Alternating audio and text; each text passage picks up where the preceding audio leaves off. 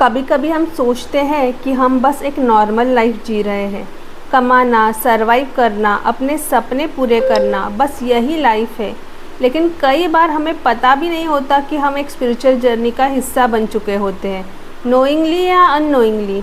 मेरे भी बहुत सारे सपने थे, मेरी भी एक अलग दुनिया थी, बहुत पॉजिटिव।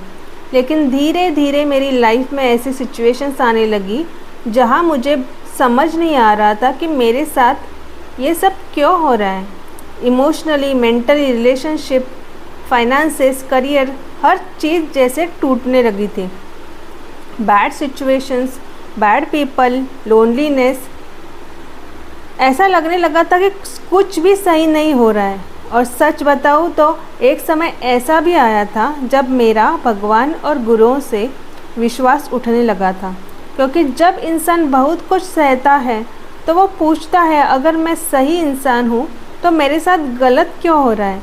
बचपन से मेरी भक्ति रही थी, नामस्मरण, चरित्र पठन, साधना, ये सब था मेरी लाइफ में। लेकिन स्पिरिचुअल जर्नी क्या होती है ये मुझे बाद में समझ आया। धीरे धीरे मुझे कुछ एक्सपीरियंसेस होने लगे, ऐसे अनुभव जो मैं समझ नहीं पा रही थी।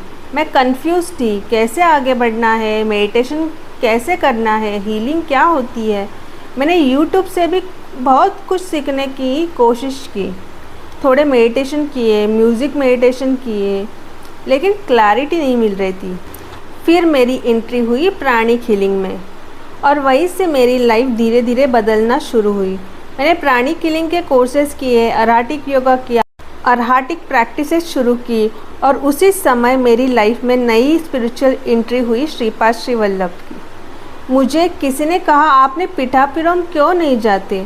उस समय मुझे श्रीपाद के बारे में ज़्यादा पता नहीं था, लेकिन कई बार स्पिरिचुअली हमें बुलाया जाता है।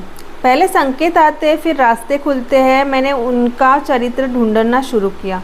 मंदिर में नहीं मिला, बुक स्टोर में भी नहीं मिला। फिर दादर स्टेशन पर जाकर मुझे एक कॉपी मिली।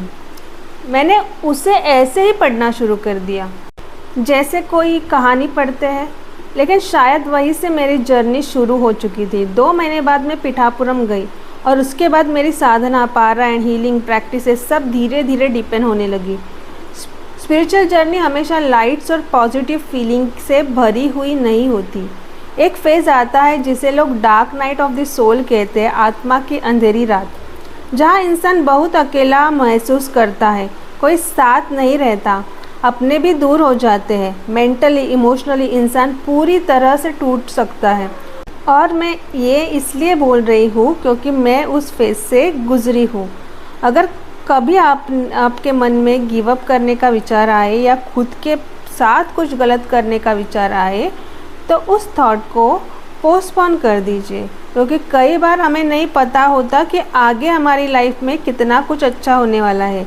जैसे कलावती आई के चरित्र में है, गलत विचार आए तो उसे पोस्टपोन करो और अच्छा विचार आए तो उसे तुरंत कर दो, क्योंकि अच्छा काम हम टालते रहते हैं। गलत कदम अगर उसी समय उठा लिया तो वो जीवन बदल सकता है। आज भी मेरी लाइफ में स्ट्रगल्स है, डिफ़िकल्टीज़ है, लेकिन अब मुझे इतना समझ में आया है कि हर फेज़ में, हर मोड़ पर कोई ना कोई टीचर, कोई ना कोई गुरु हमारी लाइफ में आता है, उनकी टीचिंग्स आती है। बस खुद पर विश्वास रखिए, श्रीपाद पर विश्वास रखिए और जर्नी चलते रहिए। अगर आप भी ऐसी किसी जर्नी से गुजर रहे हैं तो प्लीज़ हार मत मानिए, आपकी स्पिरिचुअल जर्नी अभी शुरू हुई है। Thank you so much. आत्मा नमस्ते।